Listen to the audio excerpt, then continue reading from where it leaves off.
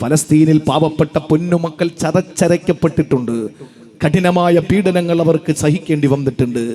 കയ്യിലിരിക്കുന്ന കുഞ്ഞുങ്ങളെ ഏതെങ്കിലും ചെറിയ വാഹനങ്ങളിൽ ഇസ്രയേലിന്റെ നായ്ക്കൾ കടത്തിവിടുന്ന ഏതെങ്കിലും ട്രക്കുകളിൽ കഴിക്കാനുള്ള ചെറിയ പത്തിരിയും റൊട്ടിയുമായിട്ട് വരുന്ന ഏതെങ്കിലും ആ വാഹനങ്ങൾ തങ്ങളുടെ മുമ്പിലെത്തുമ്പോൾ ആഴ്ചകളായി പട്ടിണി കിടക്കുന്ന പലസ്തീന്റെ പ്രിയപ്പെട്ട പൊന്നുമക്കൾ അവിടെ കയ്യിരിക്കുന്ന കുഞ്ഞുങ്ങളെ വാഹനത്തിലേക്ക് വലിച്ചെറിഞ്ഞിട്ട് കുഞ്ഞുങ്ങൾ വന്നിട്ട് വാഹനത്തിന്റെ ഗ്ലാസ്സിൽ അടിച്ചിട്ട് നിലത്ത് വീഴുമ്പോൾ ആ കുഞ്ഞുങ്ങളെ ഓടിച്ചെന്നെടുക്കാൻ വേണ്ടി വണ്ടി നിർത്തുന്ന സമയത്ത് കയറി ഭക്ഷണം എടുത്തിട്ട് കുഞ്ഞിനെ ഒരു കയ്യിലും എടുത്തിട്ട് പോയിട്ട് വാരി വലിച്ച് തിന്നുന്ന പാവപ്പെട്ട പട്ടിണി പേക്കോലങ്ങളായി പലസ്തീന്റെ മക്കൾ മാറിയിട്ടുണ്ട്. അപ്പോൾ ഇപ്പുറത്തോ ലോകം കണ്ട ഏറ്റവും വലിയ വർഗീയവാദികളായ ബെഞ്ചമിൻ നെതന്യാഹു നേതൃത്വം കൊടുക്കുന്ന ഇസ്രയേൽ നരാധമന്മാർ അവര് നല്ല നിലയിൽ സുഭിക്ഷമായി കഴിച്ചുകൊണ്ടിരിക്കുന്നു. ഇവിടെ പട്ടിണി കിടക്കേണ്ടി വരും. ഇവിടെ കഠിനമായ രോഗം. അബ്ദുൽ നാസർ മഅദനി ഉസ്താദ് അവർകൾ ICUവിന് സമാനമായി ഒരു റൂമിനകത്ത് പ്രിയപ്പെട്ട മഅദനി ഉസ്താദ് അവർകൾ കഠിനമായ വേദന സഹിച്ചിട്ട് ഇങ്ങനെ ഇരിക്കാൻ കാരണം എന്താ? ധീരമായി ഭരണാധികാരികളുടെ അക്രമകാരികളുടെ മുമ്പിൽ ചെറുവിരൽ ചൂണ്ടി സംസാരിച്ചിരുന്ന മഅദനി ഉസ്താദിന്റെ കൈ നന്നായിട്ട് ഉയരുന്നില്ല. ഇടറാതെ പതറാതെ 10,000-കണക്കിന് ആളുകളോട് മണിക്കൂറുകളോളം ധീരമായി ഈ സമുദായത്തിന് വേണ്ടി പ്രസംഗിച്ച അബ്ദുൽ നാസർ മഅദനി ഉസ്താദിന്റെ നാവുകൾ കുഴയുന്നു. സ്ട്രോക്ക് ബാധിച്ചിട്ട്, ശത്രുക്കളുടെ ബോംബേർ കൊണ്ട് മുറിക്കപ്പെട്ട കാലിൽ പഴുപ്പ് ബാധിച്ചിട്ട് ആ ഭാഗത്ത് തുണി പിടിച്ചിടാൻ കഴിയാത്ത രീതിയിൽ കഠിനമായ വേദന സഹിച്ചിരിക്കുന്നു. പ്രിയപ്പെട്ട സഹോദരങ്ങളെ, ഈ കഠിനമായ പരീക്ഷണങ്ങൾ നേരിട്ടപ്പോൾ നമുക്ക് തോന്നുന്നുണ്ടോ മഅദനി ഉസ്താദ് പരാജയപ്പെട്ടു പോയി എന്ന്? ഇല്ല. സോഷ്യൽ മീഡിയ ഇല്ലാത്ത കാലത്ത് യൂട്യൂബും ഇൻസ്റ്റാഗ്രാമും ഫേസ്ബുക്കും അതുപോലെ തന്നെ നവമാധ്യമങ്ങളൊന്നും ഇല്ലാത്ത ഒരു സമയമുണ്ടായിരുന്നു. അന്ന് ലോകത്തിന്റെ വിവിധ ഭാഗങ്ങളിൽ, വിശിഷ്യ ഇന്ത്യയുടെ വിവിധ സ്റ്റേറ്റുകളിൽ നടക്കുന്ന കഠിനമായ മനുഷ്യത്വരഹിതമായ ഹീനമായ പീഡനങ്ങളെ തൻ്റെ വാഗ്ധോരണി കൊണ്ട് ശക്തമായ ഭാഷയിൽ ഈ സമൂഹത്തെ മുഴുവനും ഓർമ്മപ്പെടുത്തി. അതൊക്കെ ഇന്ന് പുലർന്നുകൊണ്ടിരിക്കുന്നു. അപ്പോൾ പ്രിയപ്പെട്ട സഹോദരങ്ങളെ, ഇതൊക്കെ കണ്ടിട്ട് സമൂഹം ബോധവാന്മാരായപ്പോൾ ഞാൻ പറഞ്ഞത് നിങ്ങൾക്ക് ഓർമ്മയില്ലേ എന്ന് ചോദിക്കാൻ അല്ലാഹു തആല ബാക്കി വെച്ചു അബ്ദുൽ നാസർ മഅദനി ഉസ്താദിനെ. അല്ലാഹു ആഫിയത്ത് കൊടുക്കട്ടെ. വേറെ ഒരാഗ്രഹങ്ങളും ഇനി ഉസ്താദിനില്ല. ദീനിന്റെ ഖിദ്മത്തും സ്വലാത്തുകൾ ചൊല്ലിപ്പിക്കാനുള്ള ആ ഒരു താല്പര്യവുമായിട്ട് അൻവാറിന്റെ ഏതെങ്കിലും ഒരു മൂലയിൽ ബഹുമാനപ്പെട്ട ഉസ്താദ് അവർക്ക് ദീനി ഖിദ്മത്തുമായി കഴിയണമെന്ന ആഗ്രഹം. കാരണം പറയേണ്ടതൊക്കെ പറഞ്ഞു, പറയേണ്ട സ്ഥലങ്ങളിൽ പറഞ്ഞു, പറയേണ്ട ഘട്ടങ്ങളിൽ പറഞ്ഞു. അതെല്ലാം കൃത്യമായി അതെല്ലാം സമൂഹത്തെ ബോധ്യപ്പെടുത്തി. അതല്ല ഇപ്പം നടന്നുകൊണ്ടിരിക്കാൻ. ഞാൻ പറഞ്ഞു വന്നത്, അദ്ദേഹം പരാജയപ്പെട്ടു എന്ന് നമുക്ക് തോന്നുന്നുണ്ടോ? ഫലസ്തീനികൾ പരാജയപ്പെട്ടു എന്ന് തോന്നുന്നുണ്ടോ? നമ്മൾ കഠിനമായി പീഡിപ്പിക്കപ്പെടുമ്പോഴും പ്രയാസപ്പെടുമ്പോഴും ഭീകരവാദത്തിന്റെ പേരിൽ നമ്മളെല്ലാവരും അടിച്ചമർത്തപ്പെടുമ്പോഴും എന്തിനേറെ ലീഗൽ പരമായിട്ട് നമുക്ക് ഇന്ത്യ രാജ്യത്ത് പൗരത്വം നിങ്ങൾക്കില്ല എന്ന് പറയിക്കാൻ വേണ്ടിയിട്ട് ആദ്യത്തെ പടിയാണ് വോട്ടർ പട്ടികയിൽ നിങ്ങളുടെ പേരില്ല എന്ന് വരുത്തി തീർക്കൽ. അതിനാണ് SIR കൊണ്ടുവന്നത്. ആ നിലയിൽ ഒരു സമൂഹത്തെ മുഴുവൻ ഇപ്പോഴും നമ്മൾ പറയാ, ഓ അങ്ങനെയൊന്നും അല്ല, അതൊക്കെ ഇതിന്റെ ഒരു ഭാഗമല്ലേ, അങ്ങനെ സന്തോഷമായിട്ടിരിക്കുകയാണ് ഇപ്പൊ പലരും. പിന്നെ ഞാൻ പറയുന്നത്, ഇപ്പോഴും അല്ലാഹു തആല തന്ന ഒരു പണിഷ്മെന്റ് ആയിട്ട് കൂട്ടിയാൽ മതി. ഇപ്പൊ നീയും നിന്റെ പെണ്ടാട്ടിയും തട്ടാനുമായി സ്വസ്ഥമായിട്ട് ഇങ്ങനെ കഴിയാ. നിന്റെ ഉമ്മ വേണ്ട, വാപ്പ വേണ്ട. അല്ലാഹു പണി തന്നു. എന്ത് പണിയാ? ഇപ്പൊ ഓരോരുത്തരും ഉമ്മാടെ വാപ്പാടെ പുറകെ ഓടിക്കൊണ്ടിരിക്കുക. വാപ്പാടെ പേരെന്താ വാപ്പ? ഉമ്മയുടെ പേരെന്താ ഉമ്മ? ഉമ്മയുടെ കുടുംബത്തിന്റെ പേരെന്താ? 2002 വോട്ടർ ലിസ്റ്റിൽ പേരുള്ളവരിലേക്ക് മാച്ച് ചെയ്തിട്ട് വേണം നിന്റെ പേരും ഉറപ്പാക്കിയിട്ട് ഇവിടെ കഴിയാനെന്നുള്ള നിന്റെ ചിന്ത. അള്ളാഹു തന്ന പരീക്ഷണമല്ലേ. ദാ തൊടുപുഴയിൽ എൻ്റെ പ്രിയപ്പെട്ട സ്നേഹിതൻ നസീർ സാഹിബ് ഇരിപ്പുണ്ട്. അദ്ദേഹത്തിന്റെ ഉമ്മ നല്ല പ്രായമുള്ള സ്ത്രീയാണ്. ആ ഉമ്മയ്ക്ക് സുഖമില്ലാതെ ആശുപത്രിയിലേക്ക് കൊണ്ടുപോയി ICUവിലേക്ക് കയറ്റുമ്പോൾ കരഞ്ഞിട്ടാണ് അദ്ദേഹം എനിക്ക് മെസ്സേജ് അയച്ചത്. കരഞ്ഞിട്ട്. പ്രായം എത്ര ചെന്നു, പക്ഷെ ആ ഉമ്മാക്ക് രോഗമാണെന്ന് കണ്ടപ്പോൾ ആ മോന്റെ ചങ്ക് പൊട്ടി. അള്ളാഹു ഈ സദസ്സിന്റെ ബറക്കത്ത് കൊണ്ട് ശിഫ നൽകട്ടെ, അള്ളാഹു ശിഫ നൽകട്ടെ. സഹോദരങ്ങളെ, ആർക്കാ വേദനിക്കാത്തത്? വേദനിക്കാത്ത ഒറ്റ കൗമേ ഉള്ളൂ, ഈ ആരിഫ് ഹുസൈനെ പോലുള്ള എക്സ് മുസ്ലിം എന്ന യമുക്കൽക്ക്, അല്ലേ? ഇവനൊന്നും വേദനിക്കൂല. ഉമ്മ മരിച്ചപ്പോ ഹൂറന്മാരില്ലാത്ത സ്വർഗത്തിലേക്ക് ജിഹാദിയായ എൻ്റെ ഉമ്മ യാത്രയായി എന്ന് എഴുതുന്ന ഏറ്റവും കുരുത്തം കെട്ട മോനായി ആരിഫ് ഹുസൈൻ മാറിയിട്ടുണ്ടെങ്കിൽ അവന്റെ കാര്യം അങ്ങ് വിട്ടേക്കാം. ഞാൻ പറയുന്നത് മനുഷ്യന്റെ കാര്യമാണ്. മനുഷ്യർക്ക് സങ്കടമാ പ്രിയപ്പെട്ടവരെ. നിങ്ങൾക്കറിയില്ല പിതാക്കന്മാരെ, പുതിയ ലോകത്തിന്റെ സംവിധാനങ്ങളിലൂടെ അള്ളാന്റെ മുത്തുനബിയെ ചീത്ത പറയുന്ന കുറെ കോമരങ്ങളുണ്ട്. അവർക്ക് പേജുകളുണ്ട്, സ്റ്റേജുകളുണ്ട്, വേദികളുണ്ട്. അവർക്ക് ഒരുപാട് പിന്തുണകളുണ്ട്, ഷെയർ കിട്ടുന്നുണ്ട്, കമന്റ് കിട്ടുന്നുണ്ട്. കുനിഞ്ഞ് നിവർന്നിട്ട് പണിയെടുത്തിട്ട് കിട്ടുന്ന കാശുകൊണ്ട് മക്കൾക്ക് ഭക്ഷണം കൊടുക്കാൻ കഴിയാതെ അള്ളാന്റെ മുത്തിനെ തെറി വിളിച്ചിട്ട് നെതർലാൻഡിന്റെ അടച്ചിട്ട കണ്ണാടി ചില്ലിനകത്തിരുന്ന് പുന്നാര നബിതങ്ങളെ പറ്റി ഇല്ലാത്തത് പറഞ്ഞിട്ട് ഉമ്മഹാത്തിൽ മുഅ്മിനീങ്ങളെ തള്ളി പറയുന്ന സെബാസ്റ്റ്യൻ പുന്നക്കലിനെ പോലുള്ള ഒരുപാട് പേര് ആരോഗ്യമുണ്ടായിട്ടും റസൂലുള്ളാഹിനെ അധിക്ഷേപിച്ചിട്ട് കിട്ടുന്ന കമന്റിലൂടെ, ഷെയറിലൂടെ, സോഷ്യൽ മീഡിയയിലൂടെ കിട്ടുന്ന പണം കൊണ്ട് മക്കൾക്ക് ഭക്ഷണം കൊടുക്കുന്ന ഗതികേട്. എടോ, ഇങ്ങനെയുള്ള കുറെ എണ്ണം ഈ ലോകത്തിന്ന് ഭാരമായി കൊണ്ടിരിക്കുമ്പോ അള്ളാഹുവിന്റെ ഖുർആൻ പറയുന്നു, അവരുടെ വാക്കസർത്തുകൾ വല്ലാത്ത വൈഭവമാണ്. വാഗ്വൈഭവങ്ങളും വാക്കസർത്തുകളും വാഗ്ധാരണികളും വാക്ചാതുരിയുമെല്ലാം അങ്ങേ അത്ഭുതപ്പെടുത്തും നബിയേ. പക്ഷെ വഹുവാലദ്ദുൽ ഹിസാം, അവര് ബദ്ധവൈരികളാണ്. നമ്മുടെയൊക്കെ വേദികളിൽ വന്നിട്ട് അള്ളാഹുവിന്റെ ഹബീബിനെ പറ്റി വാതോരാതെ പ്രസംഗിക്കുന്ന പലരും അവരുടെ സങ്കേതങ്ങളിലും ഇടങ്ങളിലും പോകുമ്പോ നമ്മളെ പറ്റിയിട്ട് നല്ലത് പറയുമെന്ന് തോന്നുന്നുണ്ടോ? ഇപ്പോഴും നമ്മൾ ജനാധിപത്യവും മതേതരത്വം തെളിയിക്കാൻ വേണ്ടി ഓടിക്കൊണ്ടിരിക്കുക. വേണ്ടെന്നല്ല പറയുന്നത്, വേണം. നമ്മളല്ലേ ലോകത്തെ ഏറ്റവും വലിയ മതേതര വിശ്വാസികൾ. മതവിശ്വാസികൾക്കൊപ്പം തന്നെ മതേതര വിശ്വാസികളായ നമ്മൾ വലത് കൈയിലെ ഖുർആനിനെ ഇടനെഞ്ചിലേക്ക് ചേർത്ത് വെച്ചിട്ട് ഇടത് കൈയിലിരിക്കുന്ന ഇന്ത്യയുടെ മഹത്തായ ഭരണഘടനയെ വലനെഞ്ചിലേക്ക് ചേർത്ത് വെക്കുന്ന ഇന്ത്യൻ മുസൽമാനോളം മതേതരത്വം തെളിയിക്കാൻ ലോകത്താർക്കാ കഴിയുക? ദൈവബന്ധിനെ പോലുള്ള ഇസ്ലാമിക കലാലയത്തിന്റെ 4 ചുമരുകൾക്കുള്ളിൽ മെഹ്റാബിന്റെയും മിമ്പറിന്റെയും മഹത്വം പഠിപ്പിച്ചു കൊടുക്കാതെ അവിടെ ഇരുന്നിട്ട് ബ്രിട്ടീഷ് നായ്ക്കൾക്കെതിരെ പോരാടാൻ പഠിപ്പിച്ചു കൊടുത്ത പാരമ്പര്യമുള്ളവരാണ് ഇന്ത്യയുടെ മുസൽമാൻ. ഇന്ത്യയുടെ മുസൽമാൻ ആ പാരമ്പര്യം അവകാശപ്പെടാൻ ഈ ലോകത്ത്, ഈ രാജ്യത്ത് വേറെ ഏവനാ കഴിയുക? ഒരമ്മയോ ഒരു ഉമ്മയെ പ്രസവിച്ചിട്ടുണ്ടോ ഇങ്ങനെയുള്ള ഒരാളെ? പ്രിയപ്പെട്ട സഹോദരങ്ങളെ, ആ രീതിയിൽ ലോകത്ത്, ഈ രാജ്യത്ത് ഏറ്റവും വലിയ മതേതരത്വം പറയാൻ അവകാശമുള്ളത് നമുക്കാണ്. ഇന്ത്യയിലെ മുസൽമാന അല്ലാന്ന് പറയുന്നത് ഇവിടുത്തെ മതേതരത്വ വിശ്വാസികളല്ല, ഇവിടുത്തെ ജനാധിപത്യ വിശ്വാസികളല്ല, ഇവിടുത്തെ വർഗീയ സവർഗ സവർണ ഫാസിസ്റ്റ് നാസിസ്റ്റ് ദുർഭൂത ദുർഗുണ പ്രതിലോമ പിന്തിരിപ്പൻ ശക്തികളാണ്. അല്ലാതെ ആരും പറയുന്നില്ല നമ്മളാണ് ഇവിടുത്തെ ഏറ്റവും വലിയ ഭീകരന്മാരെന്ന്. പറയുന്നത് ഈ പറയപ്പെട്ട കൂട്ടരാണ്. മതേതര വിശ്വാസികൾ പറയൂല, ജനാധിപത്യ വിശ്വാസികൾ പറയൂല, ഹൈന്ദവ വിശ്വാസികൾ പറയൂല, ഒറിജിനൽ ക്രൈസ്തവർ പറയൂല, കാസ പറയും, ജൂതന്മാർ പറയൂല.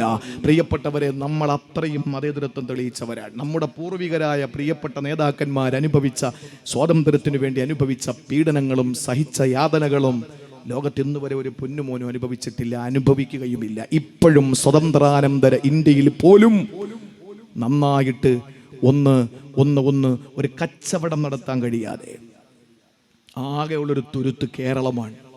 ആകെയുള്ളൊരു തുരുത്ത് സമാധാനം ഇതുവരെയും ഉള്ളത് പല ഭാഗങ്ങളിലും നഷ്ടപ്പെട്ടെങ്കിൽ പോലും ഈ കേരളം ഒരു പരിധിവരെ ഒരു തുരുത്തായിരുന്നു. അതിനെയും ഇങ്ങനെ ക്യാൻസർ കാർന്ന് തിന്നുകൊണ്ടിരിക്കാൻ പടച്ചതമ്പുരാൻ കാത്തുരക്ഷിക്കട്ടെ, അള്ളാഹു കാത്തുരക്ഷിക്കട്ടെ.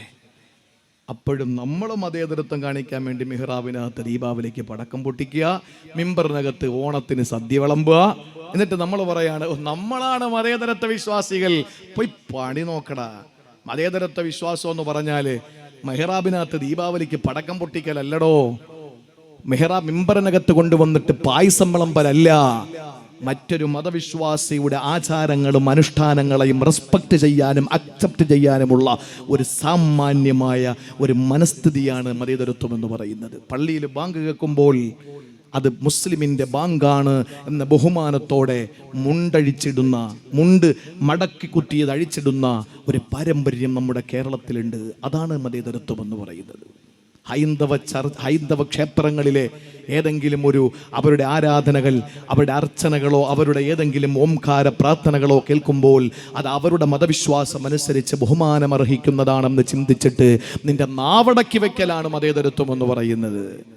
ചർച്ചിൽ നിന്ന് സൺഡേ ദിവസങ്ങളിൽ ഞായറാഴ്ചകളിലും മണിനാഥം അവരുടെ മണിമുടക്കിയിട്ട് അവരുടെ കുർബാന പാടുമ്പോൾ അതൊരു സത്യവിശ്വാസിയായ അല്ലെങ്കിൽ ഒരു ക്രൈസ്തവ വിശ്വാസിയായ മനുഷ്യൻ്റെ ആരാധനയുടെ വിശുദ്ധിയാണ് ആ പള്ളി നടക്കുന്നത് എന്ന തിരിച്ചറിവുണ്ടാകലാണ് മതേതരത്വം എന്ന് പറയുന്നത്. അല്ലാതെ ഇപ്പോഴത്തെ ജുമയ്ക്ക് നീയും വാളിയ, നിന്റെ ക്ഷേത്രത്തിലെ പിന്നെ വെടിക്കെട്ടിന് ഞാനും വരാം, അടുത്ത ചർച്ചിലെ പരിപാടിക്ക് നമുക്ക് രണ്ടൊരു കൂടെ ഒരുമിച്ച് പോകാം എന്ന് പറയുന്നതല്ല മതേതരത്വം എന്ന് പറയുന്നത്. നമ്മളിപ്പോഴും ഇങ്ങനെ തെളിയിക്കാനുള്ള വ്യഗ്രതയിലാണ്. തെളിയിച്ച് എവിടം വരെ എത്തി? അള്ളാഹു കാത്തുരക്ഷിക്കട്ടെ. പറയുന്നത് പലർക്കും വേദന ഉണ്ടാക്കുന്നതാണെങ്കിലും സത്യസന്ധമായ കാര്യങ്ങൾ പറയാതിരിക്കാൻ നിവർത്തിയില്ല. അതുകൊണ്ട് വാക്കുകൾ കൊണ്ടുള്ള കസർത്തല്ല. നമ്മുടെ വേദികളിൽ വന്നിട്ട് എത്രയോ ആളുകൾ പറയാറുണ്ട്, പ്രവാചകൻ സല്ലല്ലാഹു അലൈഹി വസല്ലമ തങ്ങൾ അങ്ങനെയായിരുന്നു, ഇങ്ങനെയായിരുന്നു, സഹിഷ്ണുതയുടെ പ്രവാചകനാണ്, കാരുണ്യത്തിൻ്റെ പ്രവാചകനാണ്, ആർദ്രതയുടെ പ്രവാചകനാണ് എന്നൊക്കെ പറയും. നേരെ മറിച്ച് ഇവർ ചില സ്ഥലങ്ങളിൽ പോയാൽ പറയുന്നത് ഇവരോടൊന്നും കൂടാൻ പറ്റൂല, മുഹമ്മദ് കാണുന്നിടത്ത് വെച്ച് മുശ്രിക്കീങ്ങളെ കൊല്ലാൻ പ്രഖ്യാപിച്ച ആളാന്നാ. ഇത് നമ്മളറിയുന്നില്ല. നമ്മൾ ഈ കേട്ട മാത്രയിൽ ഉടൻ തന്നെ ഫോട്ടോ എടുത്ത് അങ്ങോട്ട് ഇട്ടിട്ട് പറയുന്നു, ഇയാളെപ്പോലെ കണ്ണിലുണ്ണിയായ ഒരാൾ ലോകത്ത് വേറെയില്ല എന്ന് പറയുന്നു. നമ്മൾ അപ്പോഴും കണ്ണിലെ ഉണ്ണി നോക്കിക്കൊണ്ടിരിക്കുകയാണ്. ഇപ്പോഴും അവരെന്താ ചെയ്തതെന്ന് നമ്മൾ അറിയുന്നില്ല. ആ ഒരു അവസ്ഥയിൽ എൻ്റെ പ്രിയപ്പെട്ടവരെ, കസർത്തുകൾ കൊണ്ട് പ്രവാചക സ്നേഹം പ്രകടിപ്പിക്കുന്നവർ അള്ള പറഞ്ഞ പേര് അലദ്ദുൽ ഹിസാം, ബദ്ധവൈരികൾ. അവർ നാശകാരികളാണ്. ജഅഫർ ബിൻ അബി ത്വാലിബ് റളിയല്ലാഹു അൻഹു പറഞ്ഞതുപോലെ കൈഫ തുഹ്ലകുൽ ഉമ്മ, ഈ സമുദായം എങ്ങനെ നശിക്കുമെന്നാണ് നിങ്ങൾ പറയുന്നത്? കാരണം അന അവ്വലുഹാ, അഷ്റഫുൽ ഖൽഖ് പറയുന്നു, അതിൻ്റെ ഒന്നാമൻ ഞാനും, വൽ മഹ്ദിയു വസ്തുഹാ, ഇമാം മഹദി അതിന്റെ ഇടയ്ക്ക് വരുന്നയാളും, വൽ മസീഹു ആഖിറുഹാ, അവസാനം റൂഹുല്ലാഹി ഈസാ നബി അതിന്റെ സമാപ്തി കുറിച്ച് കൊണ്ടുവരുമ്പോൾ ഈ ഉമ്മത്ത് എങ്ങനെ നശിക്കാനാ? ഈ ഉമ്മത്ത് നശിക്കൂല. ഈ ഉമ്മത്ത് ഒരിക്കലും പരാജയപ്പെടൂല. ഈ ദുനിയാവിൽ നമുക്ക് അല്ലാഹു നേതൃത്വം തന്നിരിക്കുകയാണ്. ഈ ദുനിയാവിൽ നമുക്കാണ് നേതൃത്വം, നമുക്കാണ് ഔന്നത്യം, നമുക്കാണ് അന്തസ്, നമുക്കാണ് ആഭിജാത്യം, നമുക്കാണ് ഔന്നത്യവും ഏറ്റവും ഉന്നതമായ അവസ്ഥയും അല്ലാഹു നമുക്കാണ് തന്നത്. എന്തുകൊണ്ടാണ് എന്ന് ചോദിച്ചാൽ, പ്രിയപ്പെട്ടവരെ, നീണ്ട 17 മാസക്കാലം മസ്ജിദുൽ നബവിയിൽ പോയ, മദീനത്തുൻ നബവിയിൽ പോയ മഹാനായ തിരുദൂതർ സല്ലല്ലാഹു അലൈഹി വസല്ലമയും അവിടുത്തെ അനുയായികളും നേരെ തിരിഞ്ഞു നിന്ന് നമസ്കരിച്ചത് ഫലസ്തീനിലെ മസ്ജിദുൽ അഖ്സ അഥവാ ബൈത്തുൽ മുഖദ്ദസ് എന്ന നമ്മുടെ ഒന്നാം ഖിബിലയിലേക്കായിരുന്നു. ഇന്ന് ജൂതന്മാരുടെ കൈകളിൽ അമ്മാനമാടുന്ന ബൈത്തുൽ മുഖദ്ദസ് എന്ന പരിശുദ്ധമായ മസ്ജിദുൽ അഖ്സ, ആ മസ്ജിദുൽ അഖ്സയിലാണ് എന്റെയും നിങ്ങളുടെയും നെഞ്ച് തിരിച്ചു വെച്ച് നമസ്കരിച്ചത് നമ്മുടെ പൂർവികർ. നീണ്ട 17 മാസക്കാലം, 1 വർഷവും 5 മാസവും, ഏകദേശം 1.5 വർഷത്തോളം മഹാന്മാരായ സ്വഹാബത്തും നബിയും പരിശുദ്ധമായ ബൈത്തുൽ മുഖദ്ദസിലേക്ക് നെഞ്ച് തിരിച്ചു വെച്ച് നമസ്കരിച്ചപ്പോൾ ആ നമസ്കാരത്തിന്റെ ഖിബിലയിൽ നിന്ന് പ്രിയപ്പെട്ട പ്രവാചകരെ മസ്ജിദുൽ ഖിബിലത്തൈനി എന്ന പള്ളിയിൽ വെച്ച് അല്ലാഹുവിന്റെ ഹബീബ് സല്ലല്ലാഹു അലൈഹി വസല്ലമ തങ്ങളുടെ ആ നെഞ്ചിനെ നേരെ വിപരീതമായി, നേരെ ഓപ്പോസിറ്റായി അല്ലാഹുവിന്റെ പരിശുദ്ധമായ നമസ്കാരത്തിൽ വെച്ച് അല്ലാഹു തിരിക്കാനുള്ള കൽപ്പന പുറപ്പെടുവിച്ചു. ആ ഖിബില മാറ്റമുണ്ടായി. എങ്ങോട്ടാണ് ഖിബിലയുടെ മാറ്റമുണ്ടായത്? ബൈത്തുൽ മുഖദ്ദസ് എന്നാൽ മസ്ജിദുൽ അഖ്സ എന്നാൽ പ്രിയപ്പെട്ടവരെ ബനൂ ഇസ്രായേലി പ്രവാചകന്മാരുടെ ആധിപത്യത്തിൽ ഉണ്ടായിരുന്ന ബൈത്തുൽ മുഖദ്ദസിലേക്ക്, മസ്ജിദുൽ അഖ്സയിലേക്ക് തിരിഞ്ഞ് നമസ്കരിച്ചിരുന്ന പൂർവിക പ്രവാചകന്മാരുടെ ഖിബിലയിലേക്ക് തിരിഞ്ഞ് നമസ്കരിച്ചിരുന്ന പ്രിയപ്പെട്ട പ്രവാചകരെയും അവിടുത്തെ പ്രിയപ്പെട്ട അനുചരന്മാരെയും അല്ലാഹുവിന്റെ കൽപ്പന വന്നു, കഅബാലയത്തിലേക്ക് തിരിക്കുക. ഇന്ന അവ്വല ബൈത്തിന വുളിഅ ലിന്നാസി ലല്ലദീ ബിബക്കത മുബാറക, അനുഗ്രഹീതമായ കരിമ്പടം പുറച്ച കരിങ്കൽ ഭിത്തി കൊണ്ട് നിർമ്മിച്ച കഅബാലയത്തിന്റെ പരിശുദ്ധമായ ആ കരിങ്കൽ ഭിത്തിയോട് പ്രിയപ്പെട്ടവരെ മഹാനായ പ്രവാചകനോട് കൽപ്പന ഉണ്ടായി തിരിഞ്ഞ് നമസ്കരിക്കാൻ. ആ നമസ്കാരം നിർവഹിച്ചതോടുകൂടി അവിടെയുള്ള ഒരു ജൂതൻ ഓടി വന്ന് മഹാനായ മുആദ് ബിൻ ജബൽ റളിയല്ലാഹു തആല അൻഹുവിനോട് പറഞ്ഞ ഒരു വാചകമുണ്ട്. അന്ന് മുആദ് ബിൻ ജബൽ റളിയല്ലാഹു തആല അൻഹു മസ്ജിദ് ഖുബായിലെ ഇമാമാണ്. മഹാനായ സയ്യിദുനാ മുആദ് ബിൻ ജബൽ റളിയല്ലാഹു തആല അൻഹുവിനോട് വന്നിട്ട് ഒരു മുനാഫിഖായ ഒരു ജൂതനായ ഒരു മനുഷ്യൻ വന്നിട്ട് പറഞ്ഞു, സഹോദരങ്ങളെ നമ്മൾ ശ്രദ്ധയോടെ കേൾക്കണം. ആ മുനാഫിഖ് ജൂതൻ അയാൾ വന്നിട്ട് മുആദ് ബിൻ ജബൽ റളിയല്ലാഹു തആല അൻഹുവിനോട് പറഞ്ഞ വാക്ക്, മാ തറക മുഹമ്മദുൻ ഖിബലതനാ ഇല്ലാ ഹസദാ വ ഇന്ന ഖിബലതനാ ഖിബലത്തുൽ അംബിയാ. ഞങ്ങളുടെ ഖിബില അംബിയാക്കളുടെ ഖിബിലയാണ്, ഞങ്ങളുടെ ഖിബില അംബിയാക്കളുടെ ഖിബിലയാണ്. പക്ഷേ മുഹമ്മദ് ഇപ്പോൾ സ്വന്തം നാട്ടിലേക്ക് തിരിഞ്ഞു നിസ്കരിക്കാൻ തുടങ്ങിയിരിക്കുകയാണ്. നാളിതുവരെ മുഴുവൻ പ്രവാചകന്മാരും അവരുടെ ആരാധനാ കാര്യങ്ങൾക്ക് വേണ്ടിയിട്ട് കേന്ദ്രമാക്കിയിരിക്കുന്നത് ബൈത്തുൽ മുഖദ്ദസിലേക്കായിരുന്നു. ഇതാ മുഹമ്മദ് അസൂയ കാരണമായി, നമ്മളോടുള്ള അസൂയ കാരണമായി അദ്ദേഹം തിരിഞ്ഞു നിസ്കരിക്കുന്നത് കഅബാലയത്തിലേക്ക്, അദ്ദേഹത്തിന്റെ സ്വന്തം മണ്ണിലേക്കാണ് എന്ന് പറയുന്ന സന്ദർഭത്തിലാണ് സഹോദരങ്ങളെ വിശുദ്ധമായ ഖുർആനിൽ അല്ലാഹു റബ്ബുൽ ഇസ്സത്ത് ആയത്തിറക്കുന്നത്. സയഖൂലു സുഫഹാഉ മിനന്നാസി മാ വല്ലാഹും അൻ ഖിബലതിഹിം അല്ലതി കാനൂ അലൈഹാ ഖുല്ലില്ലാഹിൽ മശ്രിഖു വൽ മഗ്രിബ് ഖുല്ലില്ലാഹിൽ മശ്രിഖു വൽ മഗ്രിബ് യഹ്ദി മൻ യശാഉ ഇലാ സിറാത്തിൻ മുസ്തഖീം. വിശുദ്ധ ഖുർആനിന്റെ ആയത്തിറക്കുകയാണ്. വിവരം കെട്ടവർ, സയഖൂലു സുഫഹാ, വിഡ്ഢികൾ, വിവരം കെട്ടവർ, ഒരിക്കലും വിവരമില്ലാത്തവർ, എന്താണെന്ന് പോലും അറിയാത്തവർ, ദീനിന്റെ കാര്യങ്ങളെ പറ്റിയിട്ട് പുലബന്ധമില്ലാത്തവർ, അവര് പറഞ്ഞുകൊണ്ടേയിരിക്കുകയാണ് മാ വല്ലാഹും അൻ ഖിബലതിഹിം അല്ലതി കാനൂ അലൈഹാ. ഖിബല മാറ്റത്തെ സംബന്ധിച്ച് അവര് പലതും പറയുകയാണ് നബിയെ. എന്നാ പറഞ്ഞു കൊടുത്തേക്ക് ഖുല്ലില്ലാഹിൽ മശ്രിഖു വൽ മഗ്രിബ്, കിഴക്കൻ ചക്രവാളത്തിന്റെ അരുണന്റെ കിരണവും അതുപോലെ തന്നെ പടിഞ്ഞാറൻ ചക്രവാളത്തിൽ അരുണന്റെ അസ്തമയവും ഇതെല്ലാം അള്ളാഹുവിന് സ്വന്തമാണ്, ഇത് പടച്ചവനുള്ളതാണ്. അവൻ ഇച്ഛിക്കുന്നവരെ നേരായ പാതയിലേക്ക് ഋജുമാനസരായി തിരിച്ചു കൊണ്ടുപോകുമെന്ന് പറഞ്ഞു കൊടുക്കൂ നബിയെ എന്ന് പറഞ്ഞുകൊണ്ട് വിശുദ്ധമായ ഖുർആനിന്റെ ആയത്ത് അവതരിപ്പിക്കുകയാണ്. ഞാൻ ആമുഖമായി എൻ്റെ പ്രിയപ്പെട്ട സഹോദരങ്ങളോട് ഉണർത്താൻ ഉദ്ദേശിക്കുന്നത്, ഈ ലോകത്ത് ഉമ്മത്ത് മുഹമ്മദിന് ആധിപത്യം തരാൻ വേണ്ടിയിട്ട് അള്ളാഹു തീരുമാനിച്ചു. ആ ആധിപത്യത്തിന്റെ ഏറ്റവും വലിയ പ്രകടമായ തെളിവാണ് സൂറത്തുൽ ബഖറയിലെ 142-ാമത്തെ ആയത്തിൽ അള്ളാഹു ഈ പറഞ്ഞത്. ബനൂ ഇസ്രയേലിൽ നിന്ന് ഈ ലോകത്തിന്റെ ആധിപത്യം അള്ളാഹു താല വാങ്ങി മക്കക്കാരായ അഥവാ ഉമ്മത്ത് മുഹമ്മദിന്റെ കയ്യിലേക്ക് അള്ളാഹു താല ഏൽപ്പിച്ചിരിക്കുകയാണ്. എന്ന് പറഞ്ഞാൽ ഈ ലോകത്തിന്റെ ആധിപത്യം നിന്റെ കയ്യിലാണ്. ഇത് കേൾക്കുമ്പോൾ ആർക്കും തോന്നണ്ട ഇന്ത്യ ഒരു മുസ്ലിം രാജ്യമാക്കാനുള്ള പ്രസംഗമാണെന്നൊന്നും. അങ്ങനെയൊക്കെ ചിന്തിക്കുന്നവരാണ്. ഈ നമ്മുടെ നാട്ടിൽ നടക്കുന്ന ഓരോ കാര്യങ്ങൾക്ക് അതിൻ്റെ എല്ലാം കൊണ്ടുവയ്ക്കുന്നത് പല ഇസ്ലാമിക കേന്ദ്രങ്ങളിലുമാണല്ലോ സർവ്വസാധാരണയായി നടന്നുകൊണ്ടിരിക്കുന്നത്. അതുകൊണ്ട് ഞാൻ അങ്ങനെ ആരും ചിന്തിക്കണ്ട. ആധിപത്യം എന്ന് പറഞ്ഞാൽ ഈ ലോകത്തെല്ലാം എല്ലാം ആസ്വദിക്കാനും എല്ലാ നിലയിലുള്ള ഔന്നത്യവും അള്ളാഹു കൊടുത്തത് ഈ ഉമ്മത്ത് മുഹമ്മദിനാണ്. അതുകൊണ്ടാണ് ഒരു ഖിബില മാറ്റത്തിലൂടെ അള്ളാഹു തആല നബി സല്ലല്ലാഹു അലൈഹി വസല്ലമയ്ക്കും പ്രിയപ്പെട്ട സഹാബത്തിനും അള്ളാഹു ഭൂമിയിലെ ആധിപത്യം ബനൂ ഇസ്രയേലിൽ നിന്ന് പിടിച്ച് ഉമ്മത്ത് മുഹമ്മദിന് നൽകിയത്.